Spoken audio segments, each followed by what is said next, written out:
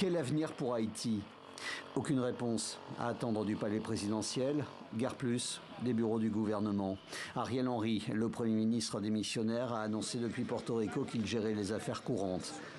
Dans les rues de Port-au-Prince, l'annonce de son retrait n'a pas vraiment provoqué de remous dans une population fatiguée, inquiète. Je suis dans la rue tous les jours et je vis tous ces tourments. Qu'Ariel parte ou qu'il reste, c'est du pareil au même. La démission d'Ariel est une bonne chose, il ne faisait rien de bon. Maintenant, le peuple doit s'unir pour donner une autre destinée à ce pays, parce que c'est aux Haïtiens de nous sortir de cette impasse.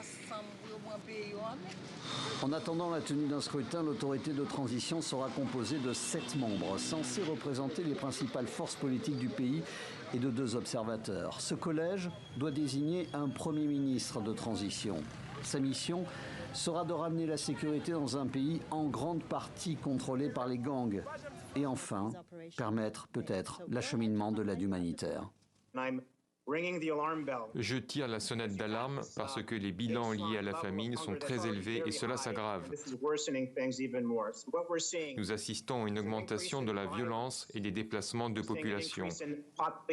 15 000 personnes nouvellement déplacées au cours du premier week-end de mars, ce qui porte le nombre total de personnes déplacées en Haïti à plus de 360 000.